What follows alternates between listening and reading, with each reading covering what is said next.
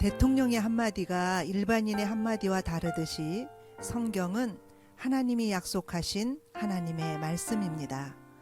대통령의 말에 권위가 있고 믿음이 있는 것처럼 하나님의 약속은 변함이 없고 영원합니다.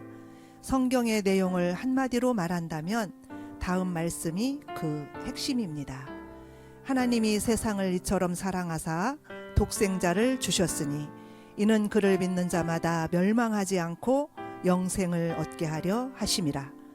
이 말씀을 쉽게 설명한다면 사랑하는 아들이 물에 빠져 죽어가고 있을 때 아들을 살리기 위해 물속으로 뛰어들어 그 아들을 살리고 아버지가 대신 죽었다는 이야기와 같습니다.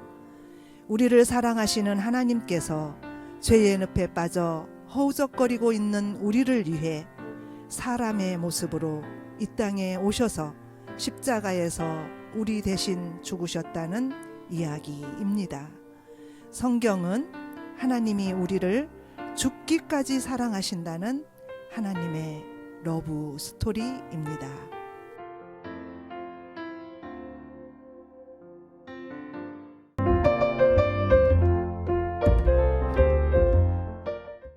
안녕하세요. 인천시 미추홀구 주안동에서 목회하고 있는 김태구 목사입니다. 김태구 목사라고 하면은 모르는 분들이 굉장히 많더라고요. 그런데 이복음사모 남편입니다라고 말하면은 많은 분들이 그러시냐고 그래서 이제 저를 환대해주는 그런 사례들이 더러 있었습니다. 종종 있었습니다. 저는 김태구 목사입니다. 감사합니다. 이 귀한 자리, 이 참 의미 있는 이 소중한 자리에 설 수 있도록 은혜와 복을 내려주신 하나님께 먼저 감사와 찬송을 올려드립니다. 또 우리 대표 목사님께 감사의 마음을 드리고요. 또 우리 우리 예심에서 늘 헌신하시며 수고하시는 우리 스텝진 우리 목사님, 전도사님, 우리 방송에서 늘 방송실에서 근무하시는 우리 직원들 분들께도 감사의 마음을 드립니다.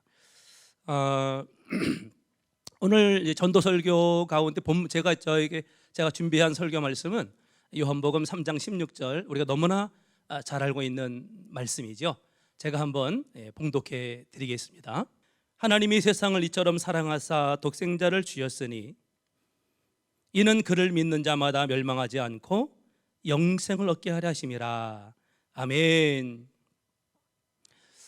누군가가 저에게 목회자로서 예심을 만나서 가장 유익한 점, 좋았던 점 한두 가지만 좀 말씀해 주세요 라는 질문을 저한테 하신다면 저는 주저없이 그 설교의 자유함 그리고 양육의 기쁨이라고 말씀을 드리겠습니다. 예심을 만나서 제가 가장 그 자유함을 누린 것이 이제 설교였습니다. 우리 예심 교재 가운데 6종 교재, 다 한 발 더 나가서 우리 하여통삼 이런 교재들이 목회자인 저에게, 설교자인 저에게 큰 그 자유함을 주었다는 것이죠. 이 말씀은 더 이상 설교 때문에 고민하고 고심하지 않는다는 뜻입니다. 두 번째는 이제 양육이죠. 양육.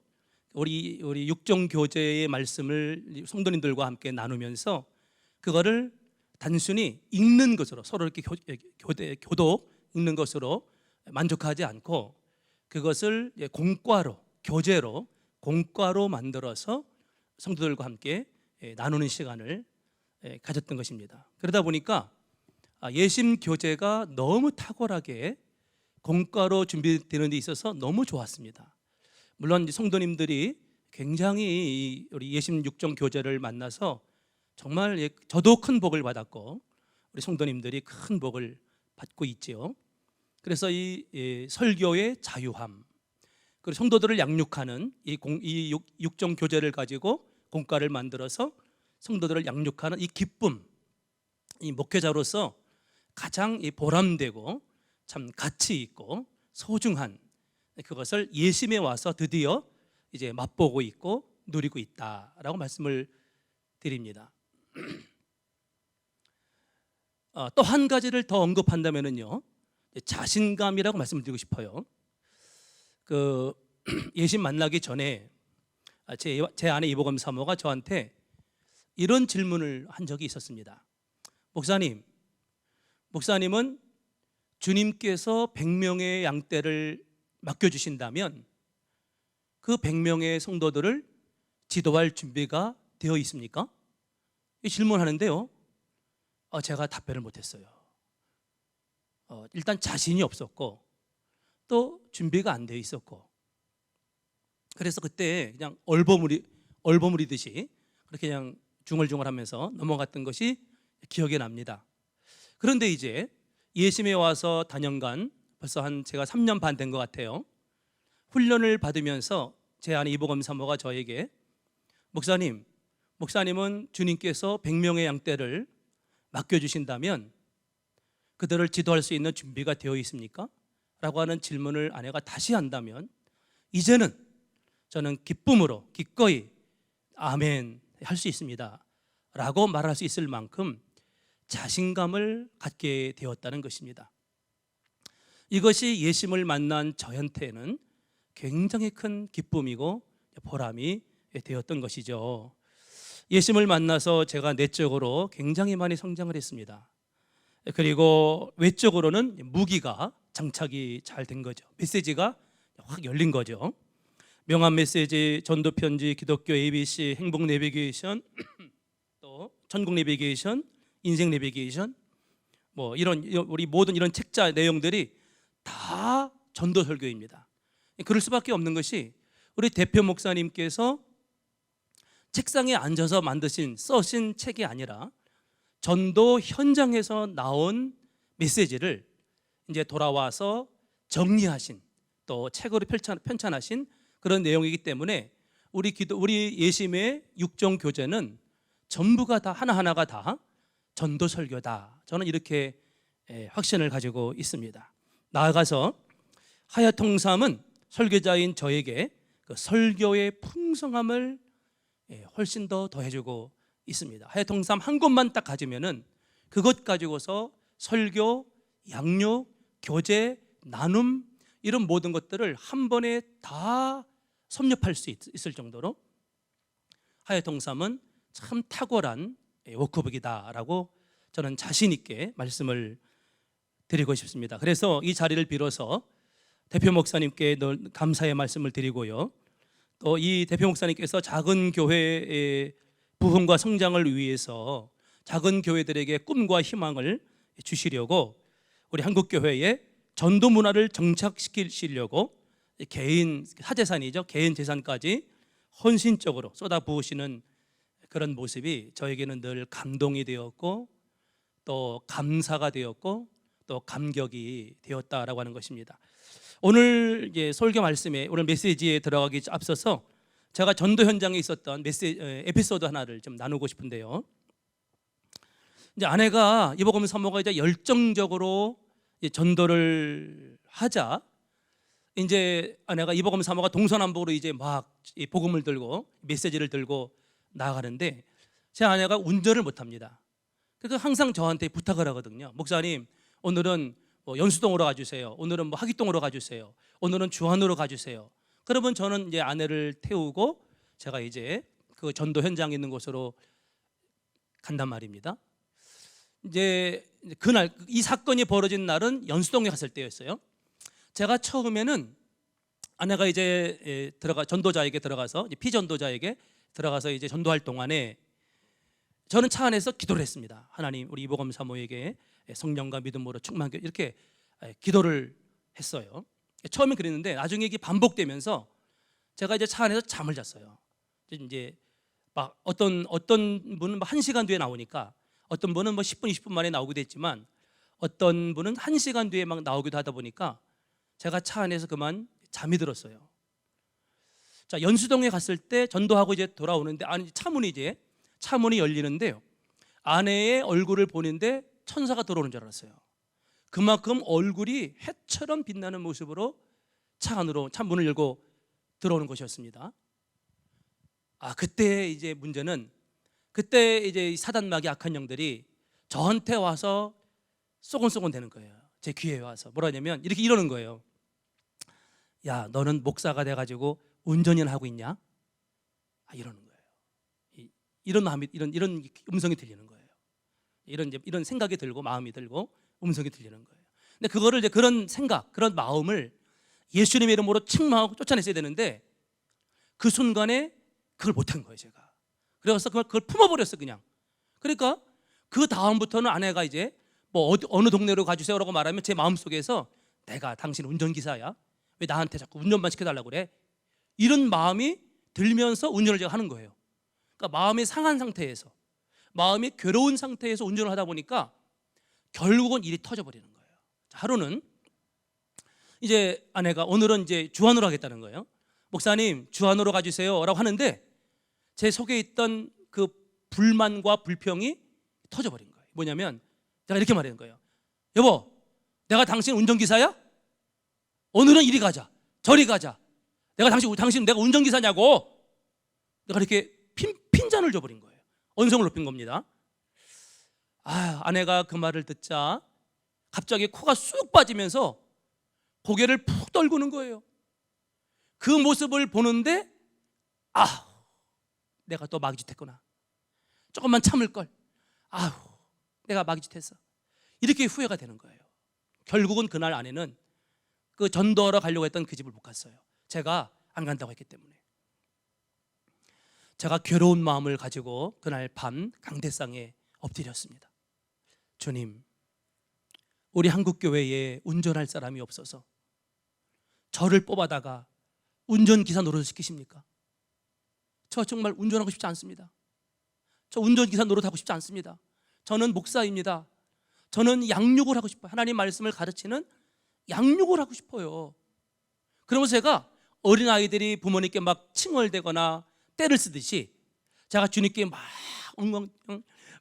닭똥 같은 눈물이 뚝뚝 떨어지면서 주님께 제가 막 하소연하면서 제가 울었어요. 그런데 음성이 들리는 거예요. 마음속에서. 왜냐면 이런 음성이 들리는 거예요. 네 아내가 너의 세례 요한이야. 이러시는 거예요. 여러분, 세례 요한이 뭐 하시는 사람인지 아시죠? 예수님보다 앞서 행하시면서 예수님의 길을 열었던 사람이잖아요.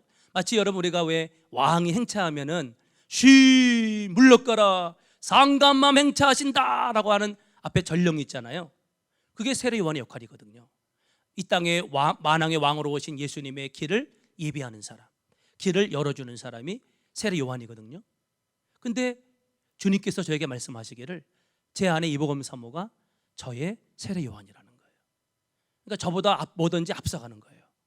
그래서 예심선교회도 저보다 1년 6개월이나 먼저 왔어요. 그러고 난 다음에 제가 이제 이복음 사모를 통해서 예심을 보게 된 겁니다. 아내를 보니까 예심 정말 신실하고 복음적이고 성경적이고 정말 예심에 하나님이 역사하시는 것이 맞구나. 이렇게 제가 이제 이복음 사모가 하는 행동들을 보면서 그런 판단이 서는 거죠.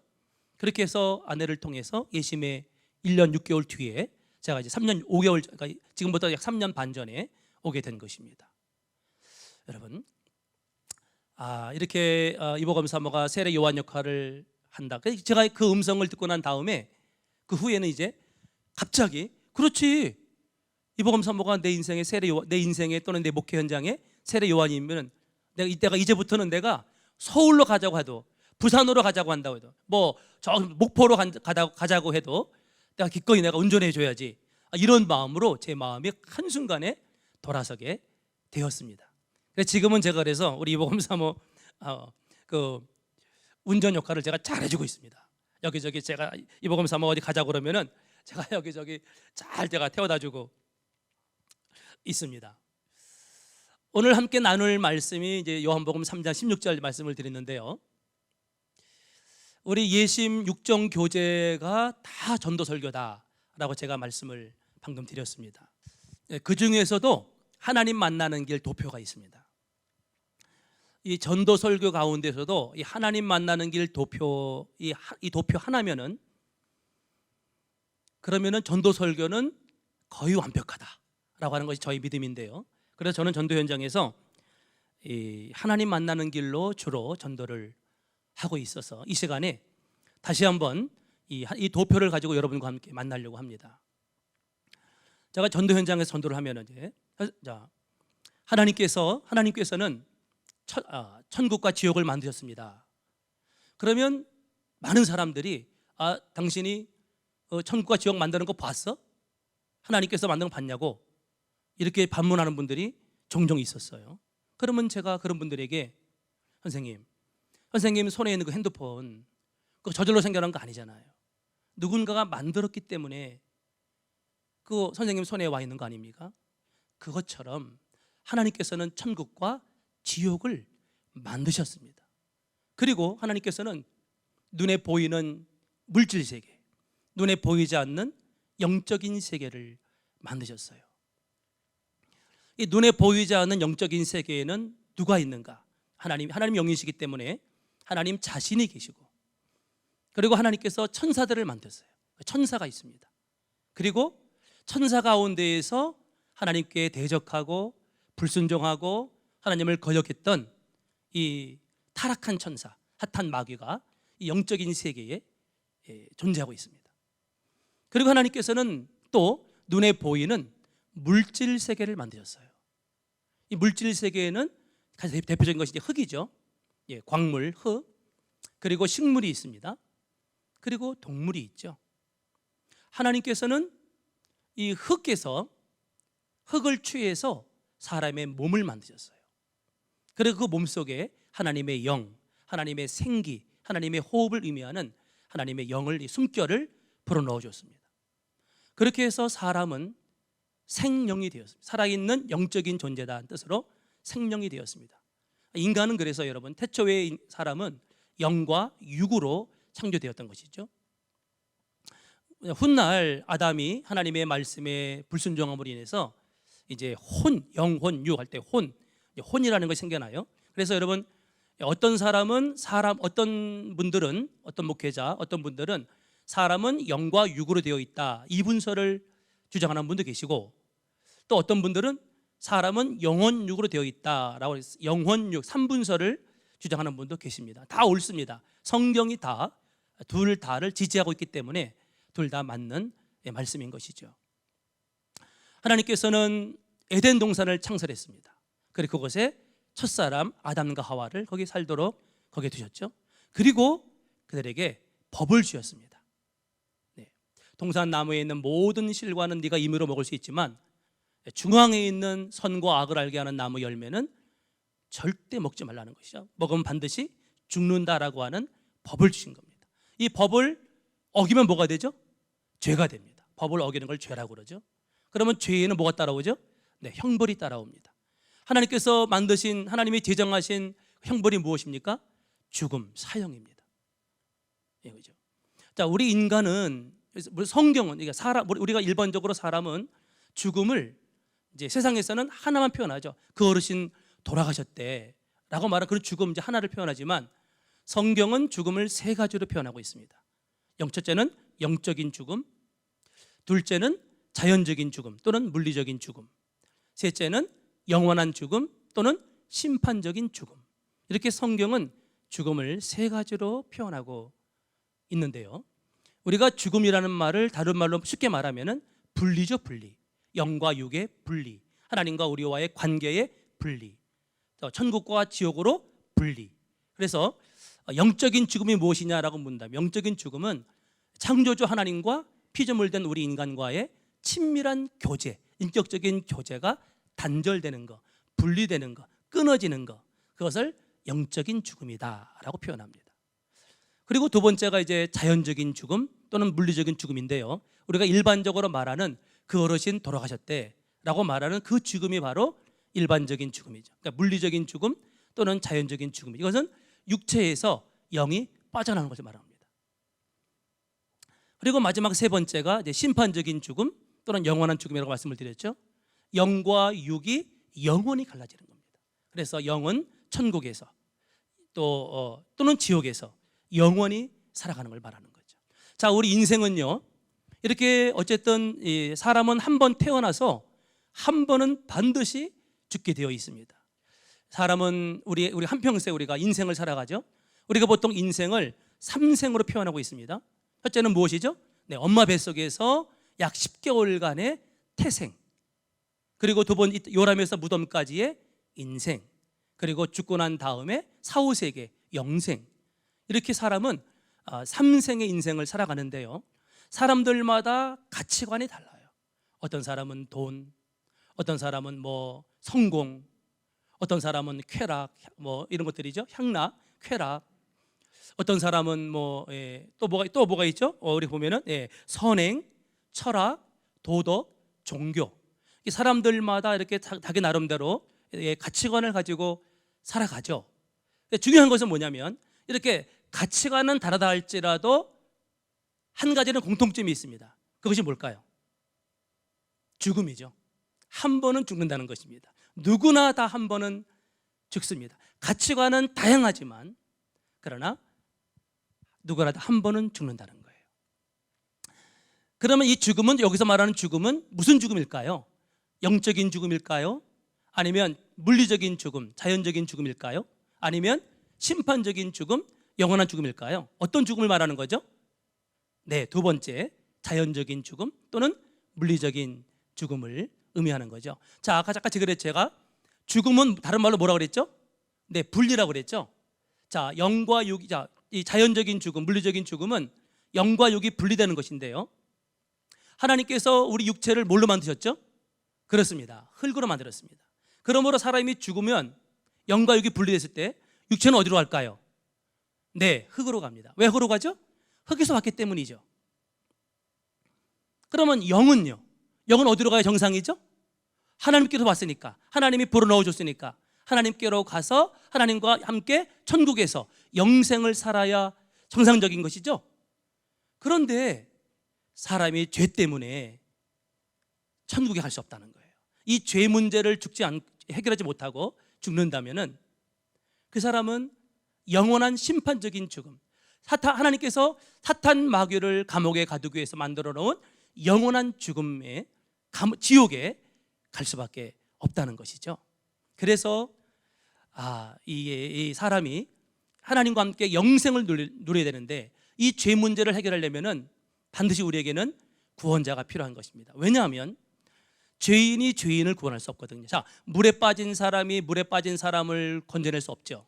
그것처럼 죄인은 죄인을 구원할 수 없다는 것입니다. 그래서 우리에게는 구원자가 필요한 거예요. 근데 아무나 구원자가 될 수 없어요.